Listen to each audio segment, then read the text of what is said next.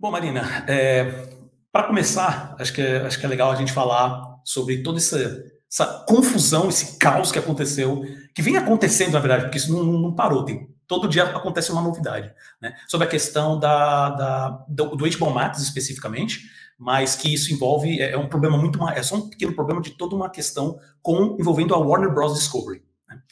E Uhum. passando algumas semanas, né, dessa confusão, que para quem está ouvindo a gente também pela primeira vez, só fazer um resumo rápido, uh, simplesmente começou, né, vamos dizer assim, esse caos realmente começou com o cancelamento do filme da Batgirl, um filme que estava praticamente pronto, literalmente, ele estava nos estágios Uhum. finais da pós-produção, né, e não só isso, mas também cancelamento de um desenho animado, que era a continuação do filme do Scooby-Doo, do Scooby, né, especificamente, e a retirada de vários títulos de catálogo, né, que a princípio a gente achou que era uma questão só Estados Unidos, mas na verdade aconteceu isso pelo mundo inteiro. Tá? Uhum. Então, depois de tudo isso, esses últimos dias, passaram acho que umas três, acho que um pouco mais de um mês, né, dessa questão, eu queria saber de você, que você vem acompanhando isso, muitas das coisas que a gente já falou nos episódios recentes. A gente pesquisou, usa o seu Twitter, seu podcast como referência também, né? Mas de tudo que tá vindo, qual, como, qual que é a sua opinião sobre o que pode ter motivado essa estratégia e também não só isso, mas a maneira que ela foi executada? Para a gente entender a HBO Max, né, a gente tem que entender o que é o streaming. E o streaming, ele surgiu ali por volta de 2010, 2011, com a Netflix, que até então era uma empresa de aluguel de DVD, né? Então era uma locadora que existia mais online do que fisicamente, né? Você ia ali, fazia seu pedido e recebia em casa o filme que você queria ver. Tipo como acontecia com a Blockbuster aqui no Brasil, né? Até pouco tempo. E aí, em 2010, 2011, a Netflix decidiu começar a fazer a oferta dela completamente online, né? Então, agora, ao invés de você fazer o seu pedido, ter que esperar a entrega de um DVD na sua casa, você assinava a mensalidade ali e tinha acesso ao catálogo todo da Netflix. Então, você ficava livre para poder é, ver o seu filme ali a hora que você quisesse. E como nessa época não tinha concorrência, então a Netflix ela conseguia manter muitos títulos licenciados. Então você podia ver Harry Potter, você podia ver Senhor dos Anéis, você podia ver a saga Star Wars, enfim, todos esses títulos assim mais clássicos do cinema que as pessoas buscam assistir com é, na maioria das vezes você podia ter na Netflix. Só que tudo mudou para as empresas quando a Netflix decidiu que ela ia começar a fazer originais, né? Então, Orange is the New Black e House of Cards, por exemplo, foram as primeiras séries ali nesse formato streaming de televisão, né? Vamos colocar assim. E isso começou a incomodar as outras empresas porque ela foi tirando a atenção do consumidor e jogando para ela. Orange is New Black foi uma série de super sucesso. House of Cards também acabou muito por cima, né? Apesar de ter tido toda a polêmica lá com o ator principal. Mas foram séries que deram muito certo. E a partir daí você tem uma ruptura no entendimento do que é o streaming. Porque a Netflix começou a lucrar muito, ela começou a se expandir demais, e, obviamente, que ela começou a incomodar as outras empresas que não tinham noção do que era esse modelo do streaming até então a vir a ser desbravado. E hoje em dia, mesmo que a Netflix esteja numa crise de assinantes, ela ainda vai sobreviver por muito tempo. Porque como eu costumo dizer, Quem realmente entendeu o modelo do streaming até hoje é a Netflix. As outras vieram na onda de tempo. Então, a partir desse momento que a Netflix começa a produzir coisas e começa a tirar esses assinantes que até então só estavam na TV a cabo e vão para o streaming, ela começa a incomodar a Disney, ela começa a incomodar a Paramount, ela começa a incomodar todas essas outras empresas que até então tinham uma produção e um negócio muito voltado para a sala de cinema e para a TV a cabo e depois o vídeo doméstico, né, que era o DVD, e estava funcionando às mil maravilhas. E aí elas começaram a falar assim, não, a querida lá está ganhando em cima de um produto meu que é licenciado, não, vamos começar a pensar aqui também num modelo parecido com isso para a gente poder bater a concorrência. E aí você tem o surgimento de outros, né? Então aí veio a Disney, veio a Paramount, veio a HBO Max, enfim. Só que nesse momento no mercado, a gente começa a ver também uma caminhada de volta aos monopólios. Então, você tem o primeiro monopólio de mídia dos últimos anos com a compra da Fox pela Disney, que já foi um absurdo bem grande, porque depois que a Disney meteu a mão, ela mudou vários conceitos que a Fox tinha em questão de produção, em questão de liberdade criativa, enfim.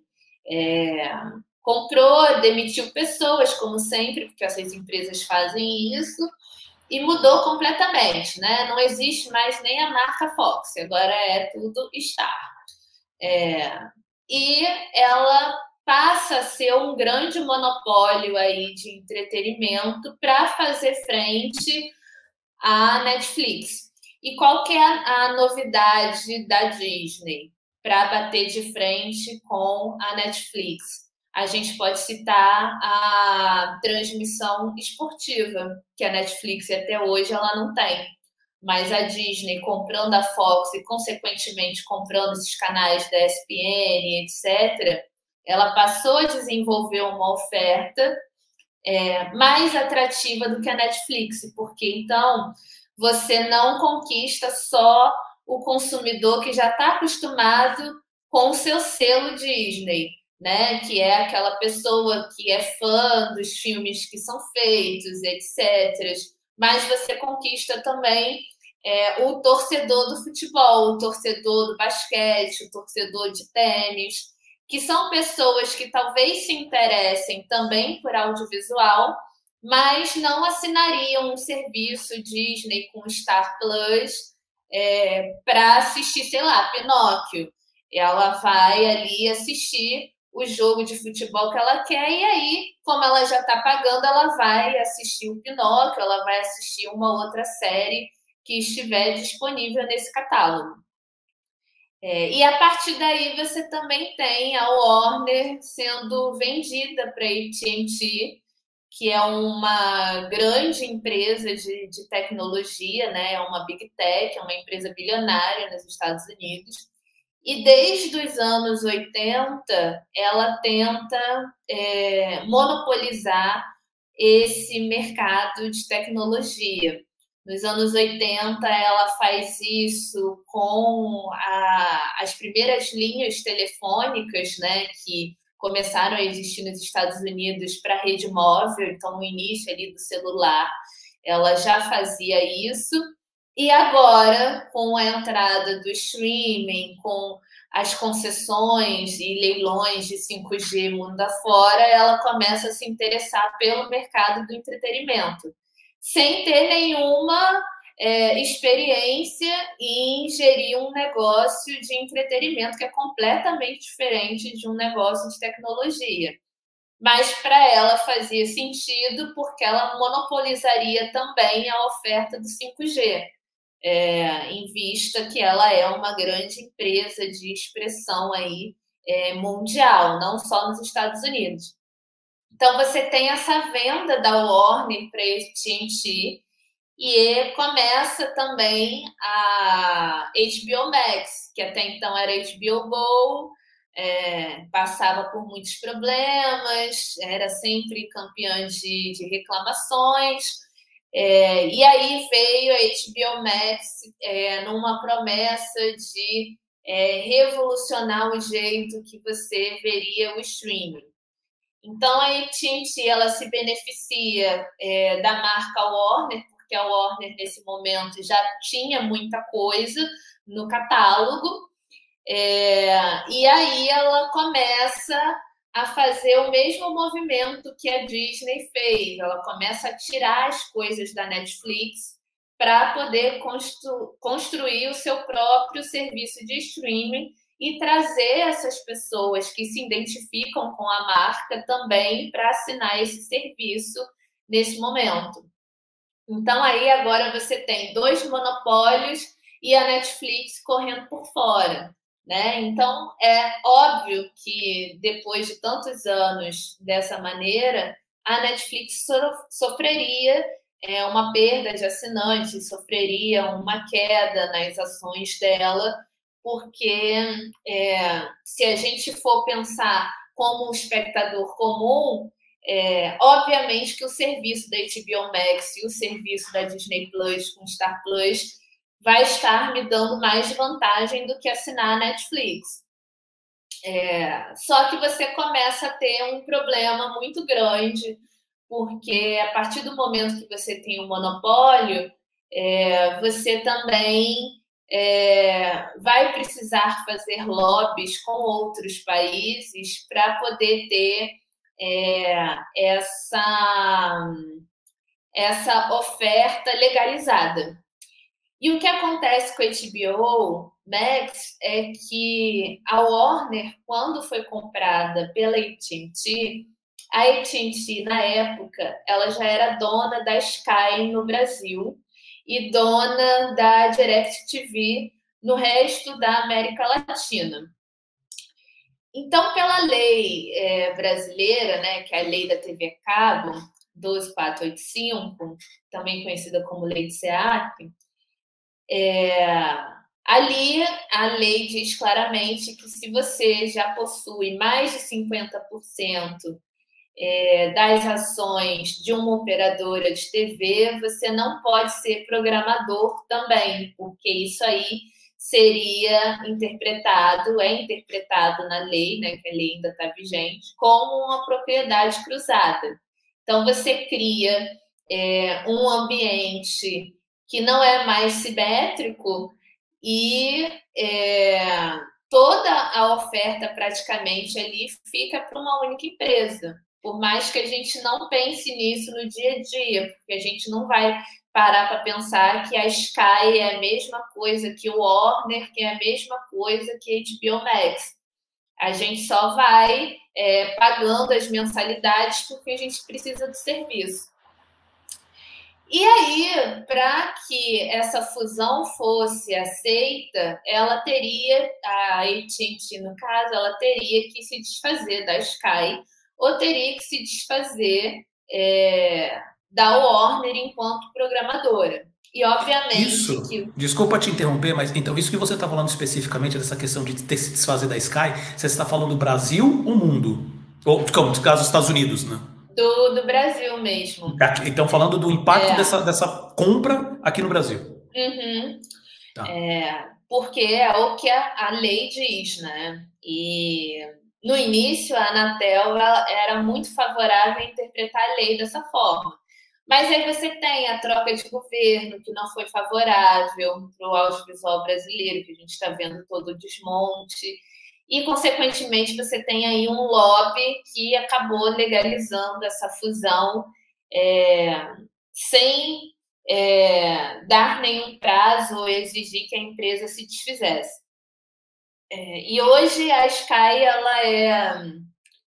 ela é gerida por uma outra empresa de tecnologia que também concentra monopólio, né? Porque a AT&T, quando ela saiu da frente do negócio da HBO Max, ela jogou essa responsabilidade de gerir a Sky e a DirecTV no resto dos outros países da América Latina para uma empresa argentina. Então, nada mudou, né? Assim, só mudou o dono da empresa, porque de resto continua a mesma coisa.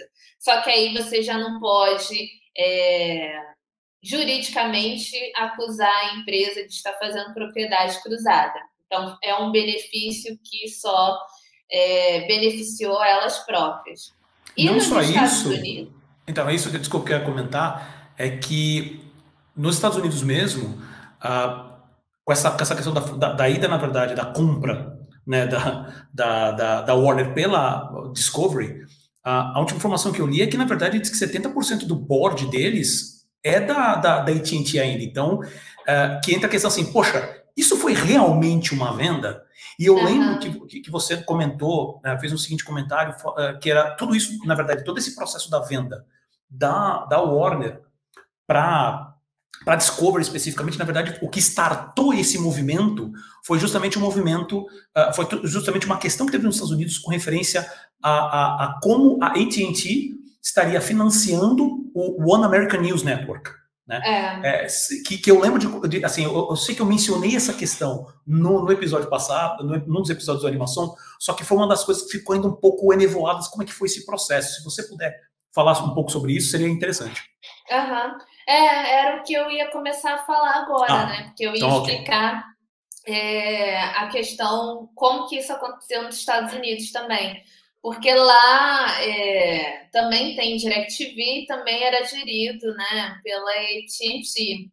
E a AT&T, quando ela sinaliza que ela quer comprar a Warner e ela sabe que ela não pode fazer isso, porque assim como aqui no Brasil, nos Estados Unidos também seria uma propriedade cruzada e seria acúmulo de capital e não seria mais um livre comércio, né? Como a base do liberalismo reza aí para os seguidores deles.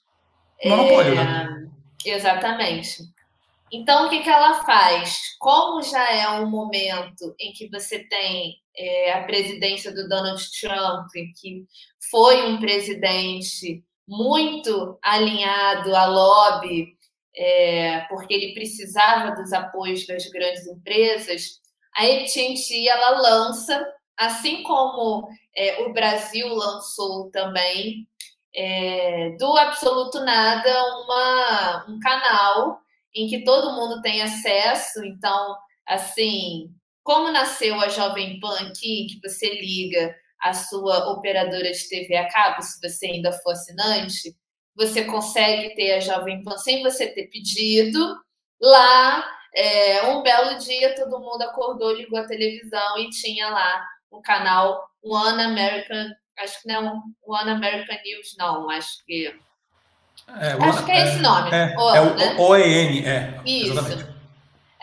Porque Succession faz uma paródia disso, né? Perfeito. É muito doido pensar, porque o produto é da própria empresa. É uma série que eu adoro e eu já fiz várias comparações, até mesmo do Bob Chapek como sendo o Logan Roy da vida real. Porque é bem isso, né? Na verdade, a série mistura isso. Tipo, é uma Disney junto com como se fosse essa questão da Warner, da AT&T, o mega conglomerado. É isso aí mesmo. Exato. Porque aí eu fiquei com dúvida se eu estava falando o nome do canal de Succession ou se é o nome do canal mesmo. Não, o original é o One American News Network, que é o oficial. Exato.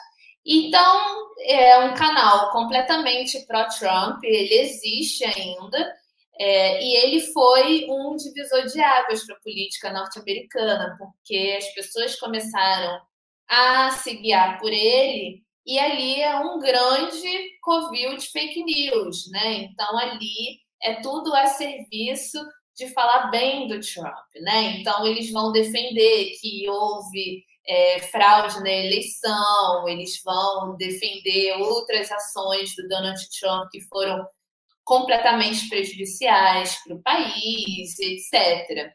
E isso criou uma polarização, ajudou, né, a inflar a polarização, Tal qual a gente vê aqui com a Jovem Pan, né? Não tem nada a ver com o AT&T, a Jovem Pan, mas é um exemplo aí para a gente ver o quanto que o lobby, né, da empresa alinhada ao governo pode ser prejudicial.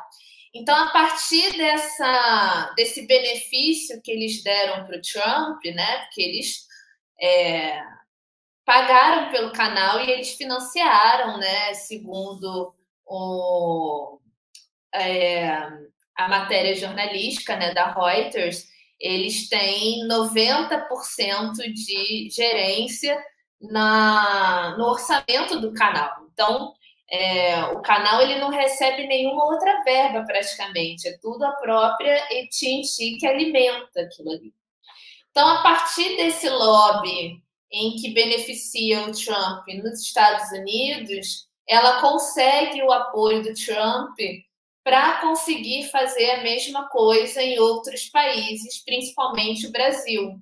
Quando o Bolsonaro ganha a eleição em 2018 e assume em 2019, por volta ali de 2019, 2020, ele vai se encontrar com o Trump, que é um momento em que o Trump oferece para ele algumas coisas lá militares dos Estados Unidos, mas dentro desse acordo, o Trump vira para o Bolsonaro e fala: olha, na questão do entretenimento, a gente tem que acelerar certas coisas, porque o seu país está aí atrasado, não está deixando autorizar a fusão aí das minhas empresas, da Warner, e a gente precisa disso para poder levar, né, o progresso econômico. Quer dizer, 2018, 2019 mais ou menos, ainda a discussão que tem é para agilizar a fusão da Warner com a AT&T ainda no que tange ao Brasil, com referência às empresas que estão no Brasil. Tá. Exatamente. Tá. E aí você tem a Anatel mudando de figura, né? Como eu falei ainda há pouco. Porque o Eduardo Bolsonaro, que acompanha o pai dele nessa reunião, ele começa a fazer esse lobby. E aí você tem vídeo do Eduardo Bolsonaro falando que a Anatel tem que aprovar essa fusão de qualquer maneira, mentindo, dizendo que as pessoas ficariam sem acesso a HBO, que é uma mentira, isso não ia acontecer. Eu lembro, acho que de um tweet que ele fez sobre isso, né? Pois é. E o próprio vice-presidente da AT&T retuitou ele na época, né? Então, eles sempre foram muito aliados. E a pá de cal da AT&T nessa fusão toda é que eles começaram a tentar desmontar também a lei da TV paga, né? Que é o que a gente está vendo aí em curso e que inclui o Condecine, que mais para frente eu posso falar melhor sobre isso. A gente já vai entrar nisso já. Vem o pulo do gato, né? Porque quando a AT&T fala: não quero mais a Warner, vou vender para a Discovery. Porque, né, para mim, esse negócio de entretenimento, todo mundo interpreta como a HBO Max agora voltar a ser posse de uma outra empresa que entende de entretenimento. Mas a grande verdade é que a AT&T ela nunca realmente quis nada com entretenimento. O interesse dela, e que se sobressai até hoje, porque ela ainda faz parte do conselho diretor da empresa, então ela decide muita coisa ali dentro, é ter o completo domínio da tecnologia. Então, o 5G, quando ele chega, ele vai ser beneficiário para a AT&T. E por isso que ela precisa estar ocupando esses espaços também fora dos Estados Unidos, porque ela quer ser a empresa prioritária a levar isso para as pessoas. Logicamente que isso é um movimento que vai acontecer de qualquer forma, porque, enfim, tecnologia, a gente vai ter que se atualizar em alguma hora, isso não é uma coisa ruim. O que é ruim é deixar tudo em cima de uma empresa só, que é o que a AT&T faz. Então, ela passa toda a gerência do entretenimento para o Zaslav, que é um cara que é conhecido aí no mercado mundo afora como o cara que fez renascer a Discovery, né? Porque ele pega a Discovery num momento muito complicado, em que a Discovery não estava dando mais dinheiro, consegue alavancar a audiência da Discovery em muitos lugares além dos Estados Unidos, e aí tem o Brasil, tem o México, em que a Discovery vira realmente assim um canal de preferência das pessoas, e ele assume essa fachada. Mas por trás, quem está segurando a operação da HBO Max chegar até a sua casa ainda é a AT&T. Então, tudo mudou, mas nada mudou, né? Então, é meio assim. Só que o Zaslav, ele tem a sua própria cultura e o seu próprio entendimento de como gerir um negócio. E ele vem de uma empresa que não faz audiovisual de ficção. A Discovery, ela é conhecida como os seus grandes realities aí da vida real, né? Então, você assiste Irmãos à Obra, você assiste Quilos Mortais, você assiste Honey Boo Boo, você assiste 90 Dias para Casar, enfim. São vários canais que dão uma programação dependendo do que você gosta. Quer ver comida, quer ver lazer, quer ver história, ciência. A Discovery vai te jogando esses canais. E por que o Zaslav tem essa cultura? Porque ele descobriu que ali ele podia gastar muito menos dinheiro para produzir e lucrar muito mais. Porque para você colocar um episódio de Honey Boo Boo no ar, você gasta aí uns $400 mil.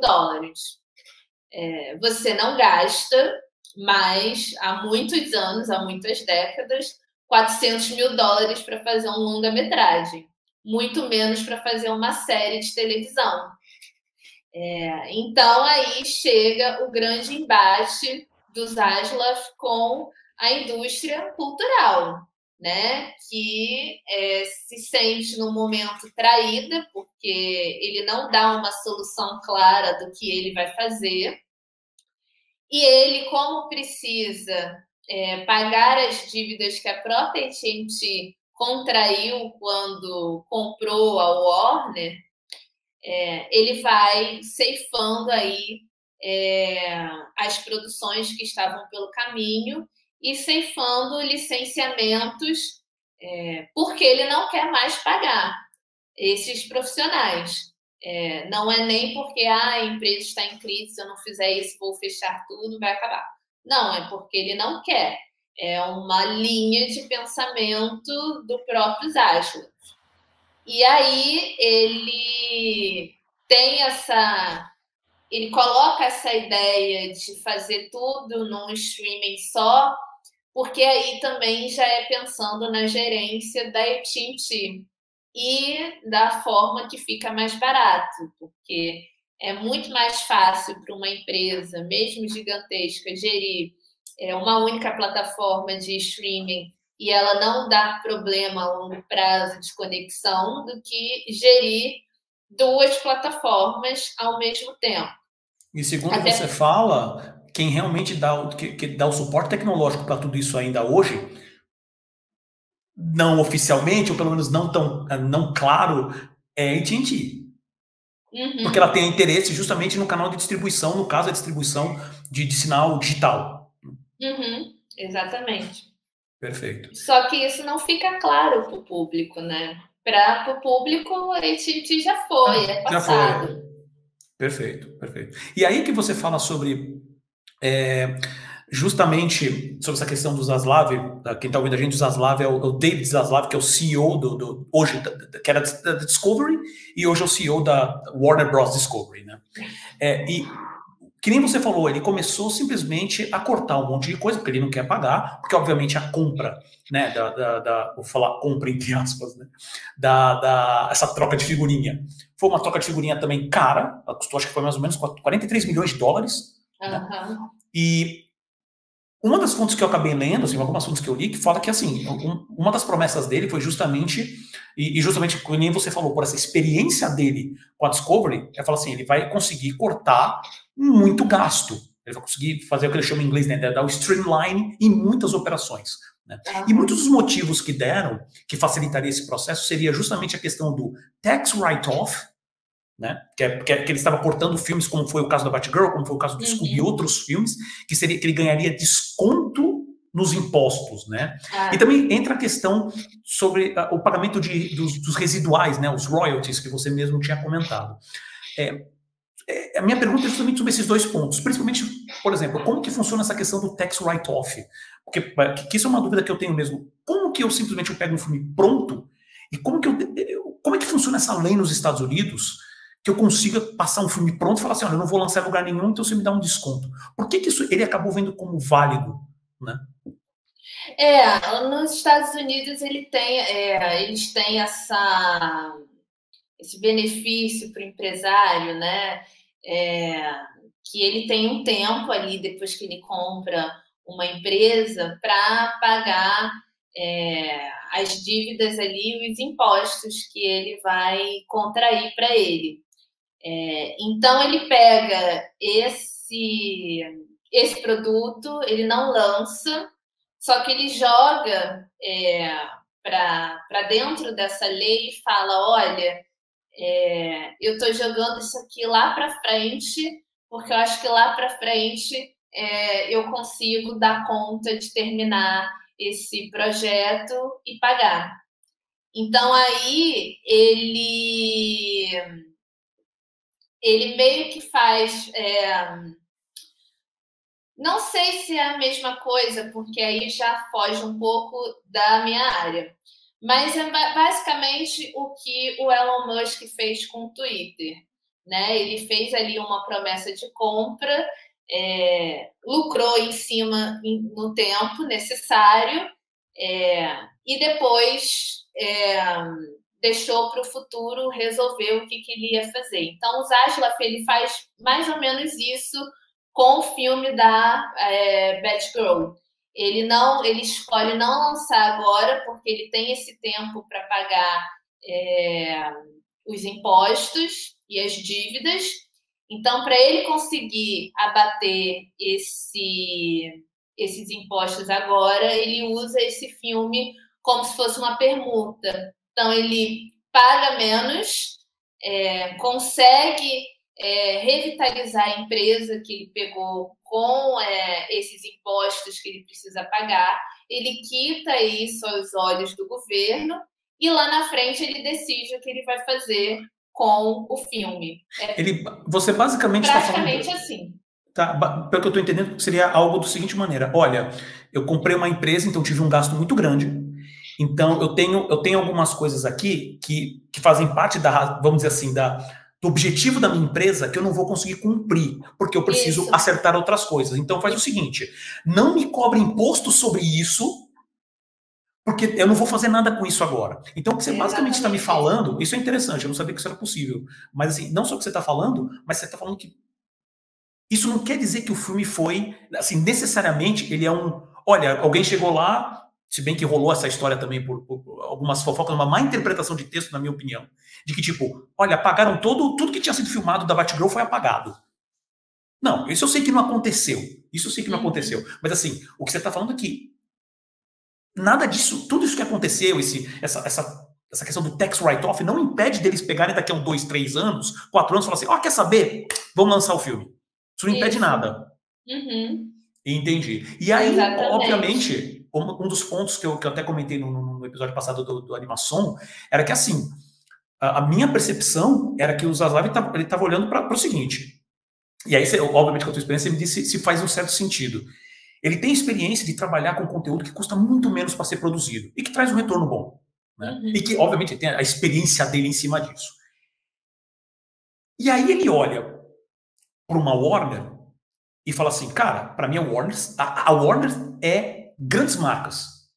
Eu sou um cara da moda antiga, que se dane janelas, novas janelas, eu quero dizer. Vamos pensar nas janelas antigas. Então, Warner, eu quero DC gigantesca no cinema. Eu quero Harry Potter gigantesco no cinema. Esse negócio de ficar fazendo coisa pro HBO Max necessariamente é pro serviço de streaming. Isso daí tem que ser custo baixo. Qualquer coisa que não... Quer dizer, na minha percepção, o que é grande, ele não tem meio termo. É o que é muito grande ou muito pequeno. Né? Dadas as devidas proporções. E aí, com essa questão do tax write-off, porque assim, na verdade ele está cortando na carne. Entra nessa questão de cancelar títulos, como por exemplo a nova animação do Batman. Não, pode vender para, assim, pode continuar produzindo, mas pode vender para qualquer outro lugar. A animação do Batman, que é feito pelo mesmo pessoal que fez a série animada da década de 90, que é um dos melhores séries animadas que já foram feitas. A marca Batman, que é gigantesca na Warner, né? Eu mesmo já participei de eventos em São Paulo, né? A questão lá da Licensing Con, onde a Warner é sempre um dos maiores estantes. Eles têm Batman para todas as idades, para 6 meses, para 70 anos. Né, super bem dividido. Essa é uma máquina que funciona muito bem na Warner, né, a questão do licenciamento. Mas uma das coisas que eu também acho que pegou essa questão é a questão dos royalties. Né? E por que eu estou levantando essa questão dos royalties? Porque, e aí eu já não sei, eu estou levantando essa questão porque eu não sei se você tem esse conhecimento. No Brasil é praticamente inexistente, mas nos Estados Unidos, por incrível que pareça, por mais que a gente pode falar que a animação sempre foi uma questão de... Sempre traz muitos números, todo ano, maiores bilheterias do ano, principalmente nos Estados Unidos, de uma certa maneira no resto do mundo, são animações. Seja Disney, seja Illumination, seja DreamWorks. Né? E, normalmente, essas questões, os resíduos, os royalties, são muito baixos. Às vezes, nem tem. Né? Eu mesmo, há alguns dias, um grande diretor de animação, eu dirigi o primeiro filme do Angry Birds, mas ele já é um profissional conhecido, que é o Clay Cates. Ele fala, nos Estados Unidos, o cargo de diretor de animação, ele não existe nem no sindicato dos animadores e muito menos no sindicato dos diretores. Então, todo o processo de sindicato para você conseguir esses royalties, ele como diretor do filme, ele não tem acesso. E aí a minha pergunta para você é, você acha que essa questão, não só com estou pensando no montante, né? Não só com os filmes, eu falo da animação, né? Mas com os outros filmes e séries, isso também tem um impacto muito grande? Assim, que causou essa decisão dele para fazer tudo isso?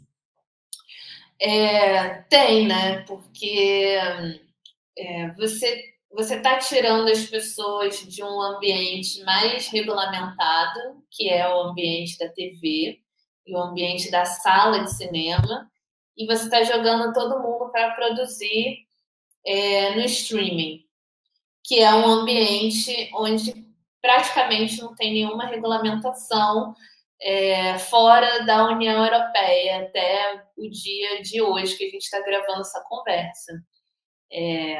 Então, quando ele pega um produto licenciado ou ele pega pessoas que já estão inseridas nesse tipo de contrato em que você precisa ter um retorno para os donos da obra, para ele, enquanto um CEO de um streaming em que isso não existe ainda, com o governo ali falando, não, agora é obrigatório, você tem que pagar e pronto, acabou. É muito dispendioso, porque já se parte do princípio de que empresário nenhum quer pagar nada além do que ele diz que vai se comprometer a pagar. Né? Então, você falar para uma HBO que ela precisa pagar 1% de imposto para fomentar o audiovisual num certo país, ela vai chiar, porque ela não quer pagar 1%. Não vai mudar em nada a receita dela, vai continuar sendo um canal bilionário, mas ela não quer pagar, assim. Então, isso acontece com qualquer setor aí econômico. Os empresários vão estar sempre tentando fomentar pelos seus próprios benefícios, né? Que é, se possível, não pagar nada e reter todo o lucro ali dessa atividade. Mas como os Estados Unidos é um país que tem muito sindicato forte, apesar dele conseguir fazer isso por um certo período de tempo, em algum momento ele vai ter que reaver essa postura, como agora tem acontecido com a Netflix, né? Que o Sindicato dos Roteiristas colocou a Netflix na justiça para a Netflix pagar os royalties dos roteiristas ali de certas produções. Porque se viu ali que as pessoas não estavam lucrando nada, não estavam ganhando nada, e que isso chega até ser interpretado como uma quebra de contrato em algumas ocasiões, porque como você não tem a legislação lá falando, tipo, olha, a partir de agora você vai ter que dividir seu lucro com fulano de tal, mas você tem o sindicato ali para mediar a contratação daquele projeto, né? Então, acontece muito também com essas produções que preferem filmar no México, por exemplo, para conseguir escapar dos sindicatos que vão ali regulamentar as condições de trabalho dos profissionais no set de filmagem. Um exemplo do quanto que isso é terrível esse último filme aí do Alec Baldwin, que infelizmente a diretora de fotografia morreu por um acidente. Imaginei que você fosse citar esse exemplo. Exatamente, porque é isso, assim, você acaba tendo essas obrigações sindicalistas. E aí, a empresa por trás do filme, por trás da série, por trás da plataforma de streaming, não quer cumprir isso. Então, ela vai para um outro lugar, às vezes até dentro mesmo do país, mas que não tem essa cultura, não tem essa legislação toda em cima dos sindicatos, para fazer o filme ou a série sem precisar dar esse retorno, né? Tanto em condições boas de trabalho, quanto nesses royalties que as pessoas precisam receber depois do filme ou da série já produzida. Então, as negociações acabam sendo muito feitas com essa intermediação do sindicato, né? Mas, como sempre, as grandes empresas elas têm essas benesses aí de passar por cima e ficar ali quietinha até que se incomode um número maior de pessoas e elas tenham efetivamente que abrir o caixa para pagar, que é o que está acontecendo com a Netflix e vai acontecer com o Zaslav no futuro, com certeza, né? Porque ele tirar do ar, tipo, licenciamentos ou dizer que não vai mais produzir uma coisa que já estava acordada em contrato, uma hora isso tende a derramar em cima dele, né? Não vai ser agora, mas as pessoas estão chateadas, as pessoas estão tristes, com toda a razão do mundo, ainda mais que a gente está vendo uma crise mundial aí, uma recessão econômica fortíssima, e essas pessoas precisam receber porque elas trabalharam.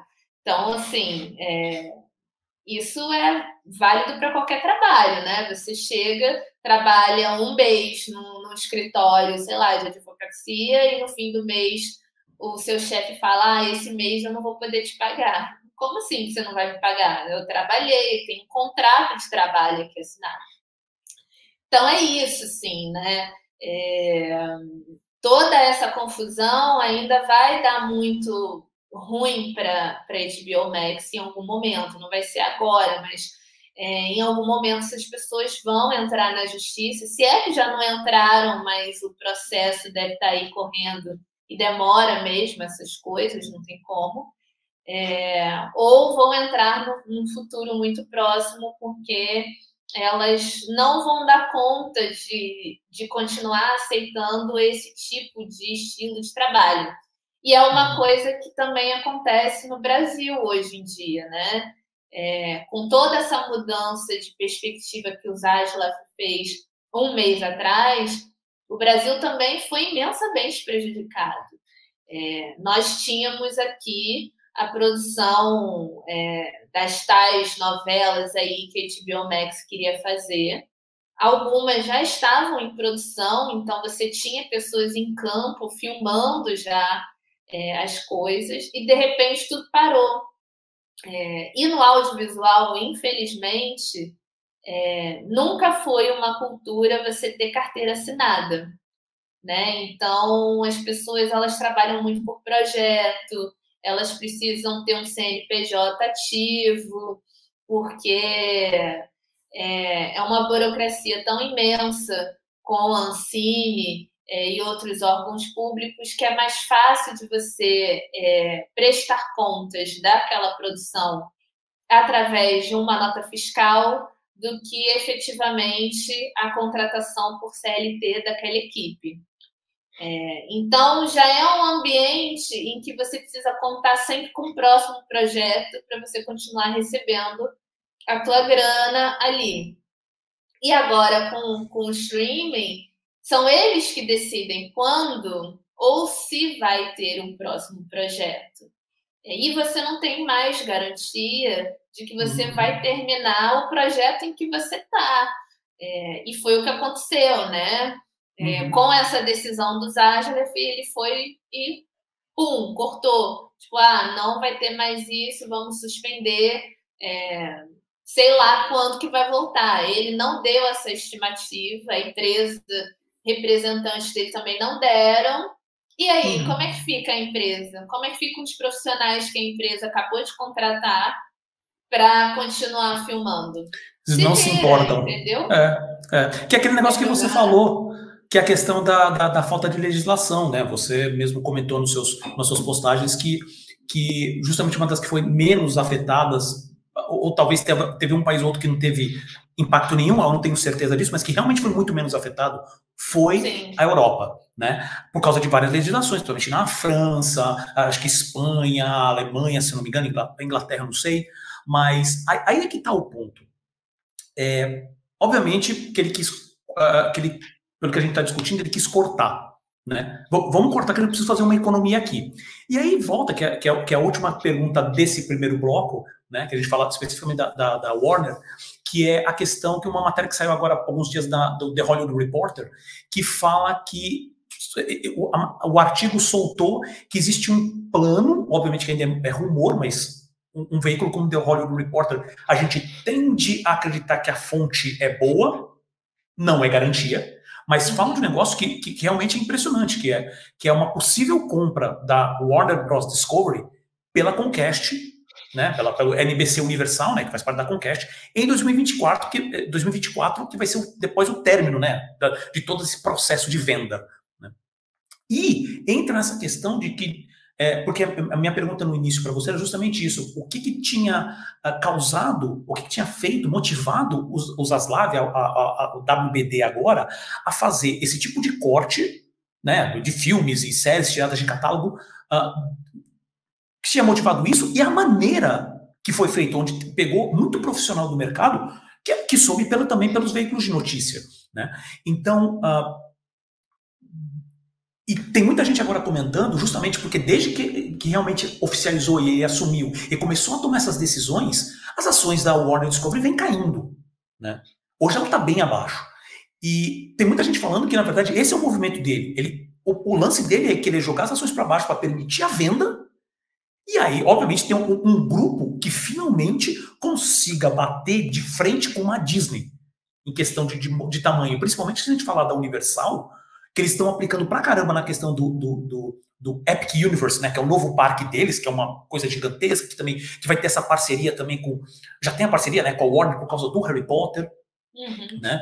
E tanto que até na animação passada eu ficava falando que a Netflix provavelmente ia ser comprada, e uma das minhas sugestões foi que provavelmente seria pela Comcast, porque ela consegue pegar todo esse catálogo, a estrutura da Netflix. Obviamente que a Paramount é um serviço legal, mas ele está muito abaixo em questão de número de assinantes, né? E realmente pegar aquilo e fazer uma máquina, coisa que a Netflix não tem. A Netflix tem problemas seríssimos de marketing e de licenciamento, principalmente. Né? Só que aí apareceu essa história agora. Você acha que, assim, eu sei que a notícia é muito recente, mas o que você acha? Acha que isso pode ter sido realmente uma motivação? Existe essa conspiração, esse plano para realmente fazer essa reestruturação para vender para um outro grupo? Olha, eu acho que pode acontecer, porque a gente nunca imaginou que a Fox seria vendida um dia, né? Faz Porque sentido. ela sempre foi uma empresa que entregou tudo que ela prometia, e ela tinha uma maneira de lidar com o negócio completamente diferente de outras empresas de audiovisual nessa época nos Estados Unidos. Né? Então, você tinha a marca Fox muito ali delimitada o tipo de filme que você ia receber dela, as coisas que você poderia esperar dessa operação. Hoje você não espera mais nada, porque a Fox não existe mais, e pode esperar qualquer coisa da Star, porque a Disney comprou e tornou aquilo ali um movimento para ela própria, né? Então ela joga ali tudo que ela acha que não vai bombar na Disney Plus, ela joga para Star, né? E aí ela diz, aqui vai ter conteúdo para gente adulta e na Disney vai ficar lá só as criancinhas, os adolescentes, etc. Basicamente isso, né? Mas na verdade é uma discussão até que eu já tive com o Selby mesmo é um que fala disso, que essa estratégia provavelmente da Disney de ter separado os serviços na América Latina, tanto que assim, fazia um mês, 2 meses do lançamento do Star Plus no Brasil, eles já estavam fazendo uma promoção absurda, né, para conseguir isso, o que quer dizer, estava mostrando que não estava dando certo. Porque você encarece pro assinante. O assinante ele está saindo da TV a cabo para ir para o streaming porque ele quer economizar dinheiro no mês ali no orçamento dele. E isso não está mais acontecendo, porque paga Netflix, que é caríssimo. Se você pagar para uma família, você está pagando quase R$ 60 por mês com uma assinatura, se você quiser lá o plano das 4 telas, com 4K, com não sei o que lá.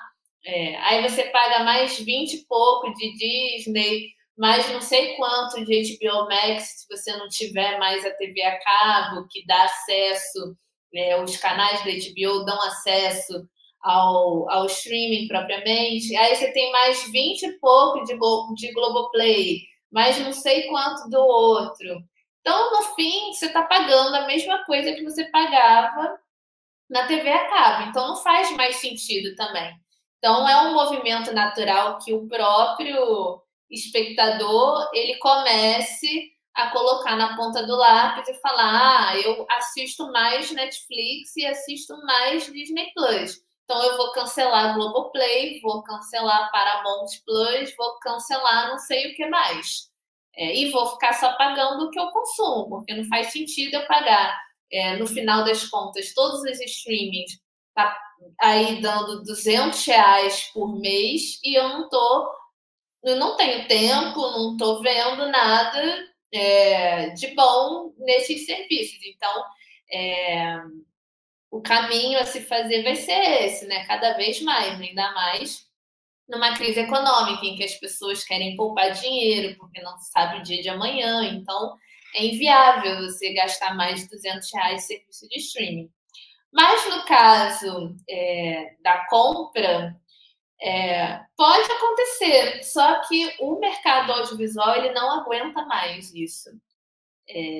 A gente tem uma instabilidade jurídica já muito grande, porque todas essas notícias de monopólio, quando se resolve um, já começa a pensar numa outra venda, numa outra compra.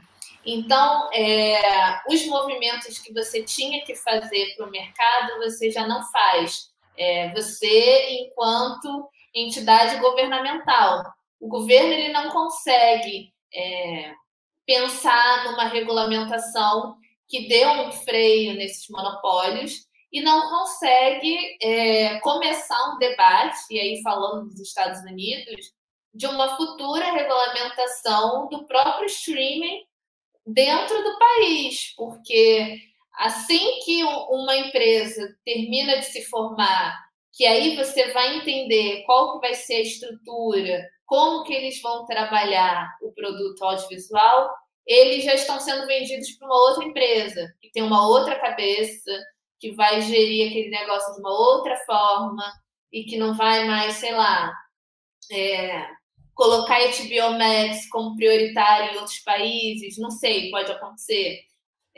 E aí você leva anos nesse processo até você conseguir entender tudo. E aí ela já não quer mais ser dona daquela empresa. Aí muda tudo de novo. É a legislação então, correndo atrás, né? Tá todo mundo sempre correndo atrás, porque ninguém consegue frear esses grandes grupos, né? Como é que é o terceiro estágio do capitalismo gritando cada vez mais alto, basicamente. Exatamente. E não é uma forçação de barra, o pessoal fala que isso é político, gente de esquerda. Gente, os exemplos estão claros. Quanto mais tem fusão, menos emprego tem, porque eles vão começar a cortar. Eles já conseguem fazer cada vez menos, eles controlam a produção, a distribuição. Como é que você vai fazer isso, não é verdade? Uhum.